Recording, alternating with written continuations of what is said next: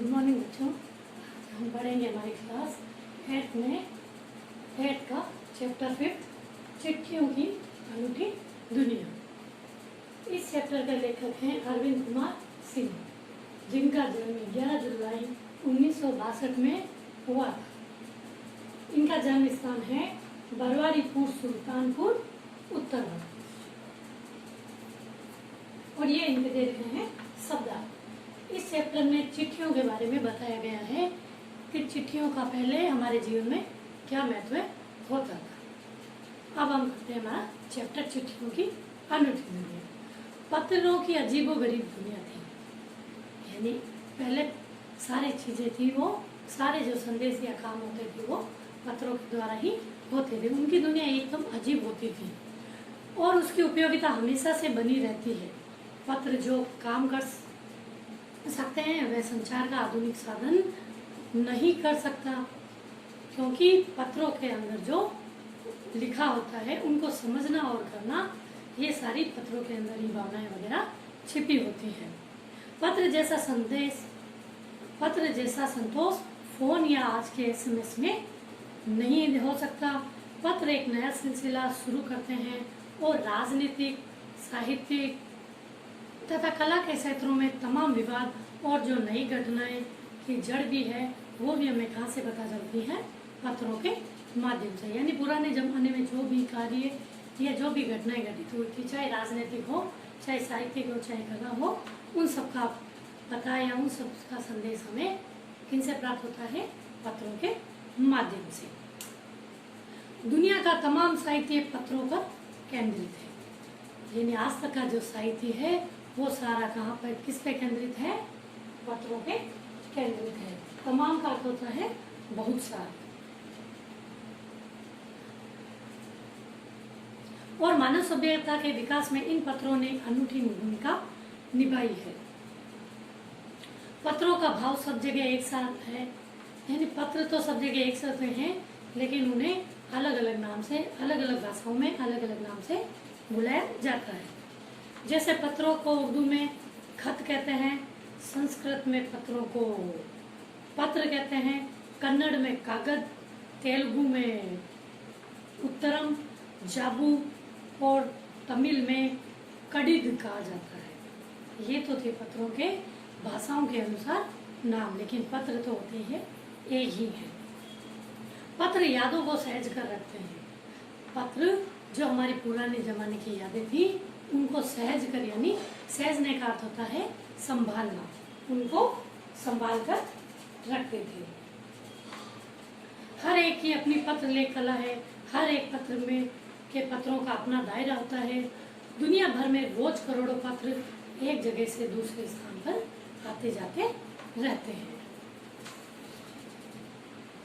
भारत में, हमारे देश में डेली यानी रोजाना 4.5 करोड़ पत्र, 4.5 करोड़ पत्र इधर से उधर जाते हैं, जिससे हमें ये पता चलता है कि आज भी हमारे जीवन में पत्रों की महत्ता कितनी है। पंडित जवाहरलाल नेहरू ने सन 1953 में सही कहा था, हजारों सालों तक संचार का साधन केवल हरकारे का अर्थ होता है रनर, यानी पहले जमाने में एक दूसरी जगह संदेश पहुंचाने के लिए या तो घोड़ों को काम में लिया जाता था या कबूतरों को काम में लिया जाता था। राजा और संदेश एक दूसरी जगह भेजने के लिए घोड़ों को या कबूतरों को एक दूसरी जगह भेजा करते थे। उसके बाद पहिए आए, पर रेलवे और तार से भारी बदलाव आया। तार ने रेलों से भी तेज गति से संवाद यानी संदेश पहुंचाने का सिलसिला जारी कर दिया। अब टेलीफोन, वायरलेस और आगे रेडियो दुनिया बदल रहा है, क्योंकि अब संदेश भेजने का तरीका बदल गया है। अब लोग संदेश टेलीफोन के जरिए 1 सेकंड में इधर से उधर पहुंचा देते हैं। पिछली शताब्दी में पत्र लेखन ने एक कला का रूप ले लिया था, क्योंकि पहले संचार के साधन नहीं थे। सभी लोगों का एक ही उद्देश्य या संदेश पहुंचाने का एक ही जरिया था, वो था पत्र लेखन। भारत ही नहीं, दुनिया में कई देशों में ये प्रयास चले और विश्व डाक संघ ने अपनी ओर से भी काफी प्रयास किए। विश्व डाक संघ की ओर से 16 से कम आयु वर्ग 16 वर्ष से कम आयु वर्ग के बच्चों के लिए पत्र लेखन प्रतियोगिता आयोजित करना शुरू कर दिया। यह सिलसिला 1972 से शुरू किया गया। यही सही है कि खास तौर पर बड़े शहरों और महानगरों में संचार साधन का विकास तेजी से बढ़ने लग गया। जहाँ तक पत्रों का सवाल है, अगर आप बारीकी से यानी बारीकी का अर्थ होता है एकदम महीन तरीके से देखेंगे तो हमें पत्रों के बारे में पता चलेगा कि कभी किसी को पत्र न लिखा या न लिखाया हो, या पत्रों का बेसब्री से जिसने इंतजार न किया हो। यानी पहले जो लोग पत्र लिखा करते थे तो उसमें एक बेसब्री होती थी। एक पत्र जब हमारे पास आता था तो उस लिखने वाले को भी बेसब्री से इंतजार होता था कि हमारे पास जवाब क्या आएगा या वापस उसके पास क्या जवाब आएगा। तो उस समय एक लोगों में बेसब्री यानी इंतजार करने की कला इंतजार करने की होती थी। अब तो 1 सेकंड में पत्र इधर के संदेश 1 सेकंड में इधर के उधर हो जाते हैं, तो वो बेसब्री का आलम नहीं रहा है। आज देश में ऐसे लोगों की कमी नहीं है जो अपने पुरखों यानी पूर्वजों की चिट्ठियों को सहज और संभाल कर रखते हैं, संभाल कर विरासत के रूप में रखे हुए हैं। फिर बड़े बड़े लेखक, पत्रकार, कवि, प्रशासक, सन्यासी या किसान, इनकी पत्र रचनाएं अपने आप में अनुसंधान का विषय है। अगर आप जैसे संचार साधन होते तो पंडित नेहरू अपनी पुत्री इंदिरा गांधी को फोन करते, पर जब पिता के पत्र पुत्री के नाम लेख लिखे जाते तो देश के करोड़ों लोगों ने प्रेरणा देते हैं। पत्रों को तो अपने सहज कर हम रख सकते हैं, लेकिन जो संदेश होते हैं उन्हें हम जल्द ही भूल जाते हैं। पत्रों को तो आप सहज कर रख सकते हैं, लेकिन उनको भूल जाते हैं।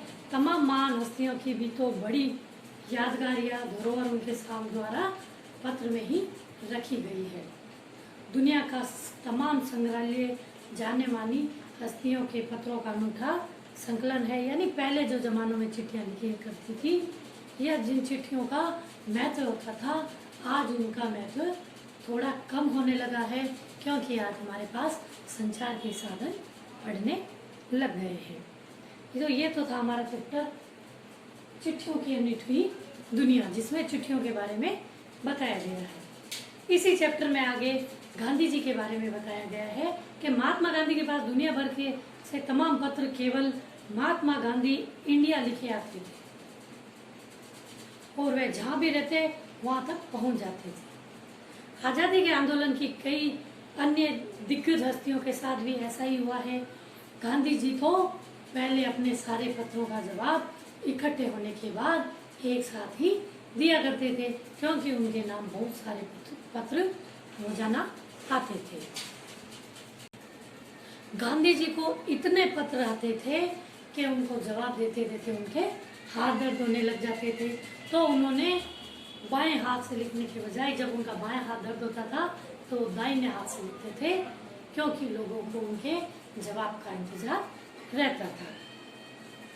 उनका पत्र भेजने वाले लोग उन पत्रों को किसी प्रशस्ति पत्र से कम नहीं मानते थे, और कई लोगों ने तो उन पत्रों को फ्रेम करा कर रख लिया है, क्योंकि महात्मा गांधी अपने आप में एक मायने रखते थे।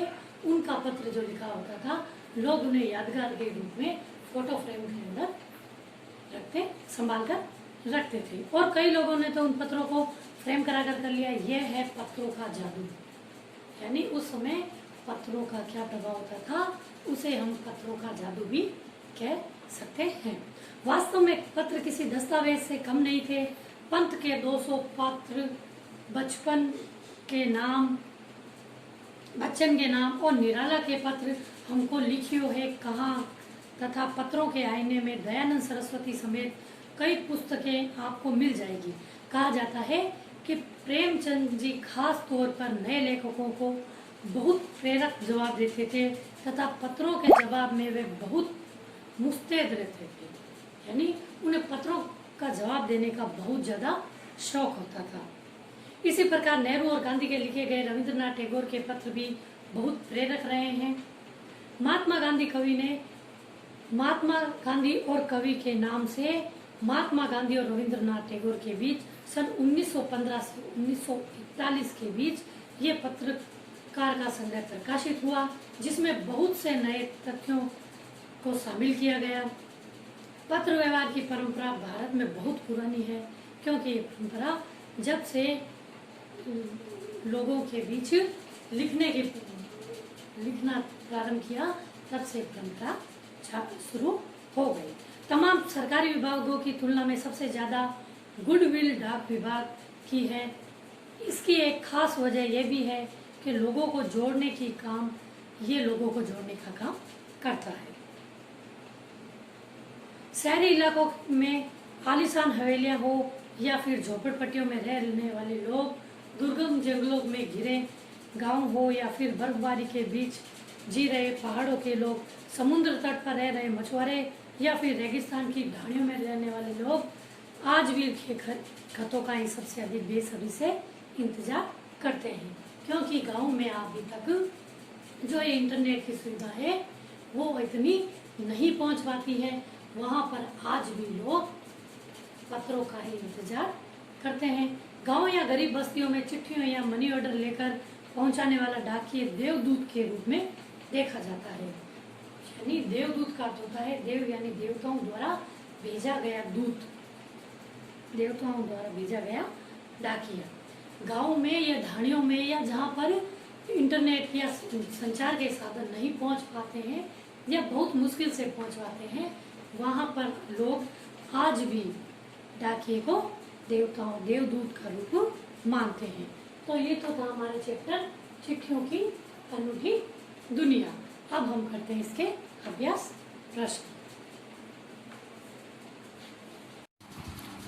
ये है हमारे चैप्टर के शब्दार्थ। पहले हमें शब्दार्थ करने हैं, फिर इनके प्रश्न उत्तर, जिसमें पहला प्रश्न है पत्र जैसा संतोष फोन या एसएमएस का संदेश क्यों नहीं दे सकता? तो इसका उत्तर होगा पत्रों का अपना अलग महत्व है। पत्रों द्वारा हम अपने मनोभावों यानी मन के भावों को खुलकर व्यक्त कर सकते हैं, लेकिन फोन एसएमएस द्वारा केवल कामकाजी बातों को संक्षिप्त रूप से व्यक्त कर सकते हैं। पत्रों को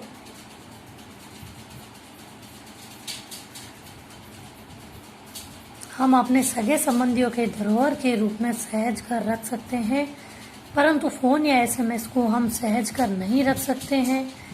पत्रों से आत्मीयता झलकती है। इन्हें अनुसंधान यानी खोज का विषय भी बनाया जा सकता है। इन्हें बार बार पढ़ा जा सकता है। दूसरा प्रश्न है हमारा, पत्र को खत, कागज, उत्तरम, जाबू, लेख, कडिद, पाती, चिट्ठी इत्यादि कहा जाता है। इन शब्दों से संबंधित भाषाओं के नाम बताइए। यानी ये जो नाम दे रखे हैं ये कौन सी भाषाओं में प्रचलित है?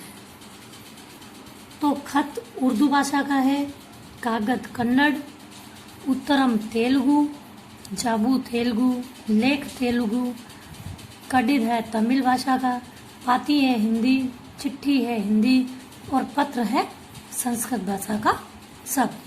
अगला प्रश्न है हमारा, पत्र लेखन की कला के विकास के लिए क्या क्या प्रयास हुए, लिखिए।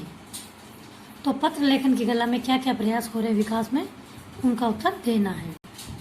पत्र लेखन की कला को विकसित करने के लिए स्कूली पाठ्यक्रम में पत्र लेखन का विषय भी शामिल किया गया है। केवल भारत में ही नहीं बल्कि विश्व के अन्य कई देशों में भी प्रयास किए गए। विश्व डाक संघ की ओर से 16 वर्ष से कम आयु वर्ग के बच्चों के लिए पत्र लेखन प्रतियोगिता आयोजित करने का कार्यक्रम सन 1972 में शुरू किया गया। अगला प्रश्न है, पत्र धरोहर हो सकते हैं लेकिन एसएमएस क्यों नहीं? तर्क सहित अपना विचार लिखिए। तो इसका उत्तर होगा, पत्र लिखित रूप में होते हैं तथा पत्रों में आत्मीयता झलकती है। इसलिए इन्हें सहेज कर रखा जा सकता है। पर एसएमएस में केवल कामकाजी बातें की जा सकती है, इसलिए इन्हें लोग जल्दी ही भूल जाते हैं। एसएमएस को मोबाइल में सहेज कर रखने की क्षमता ज़्यादा समय तक नहीं होती, परंतु पत्रों के साथ ऐसी समस्या नहीं होती। हम जितने चाहे उतने पत्रों को धरोहर के रूप में समेट कर रख सकते हैं। जवाहरलाल नेहरू, महात्मा गांधी, भगत सिंह आदि के पत्र आज भी संग्रहालय में धरोहर के रूप में रखे हैं। पत्र देश, काल, समाज को जानने का असली साधन है। अगला प्रश्न है हमारा, क्या चिट्ठियों की जगह कभी फैक्स, ईमेल, टेलीफोन तथा मोबाइल ले सकते हैं? तो उसका आंसर होगा, प्रत्येक वस्तु का अपना एक अलग महत्व होता है। उसी प्रकार आज तकनीकी की दुनिया में भी चिट्ठियों की जगह कोई नहीं ले सकता।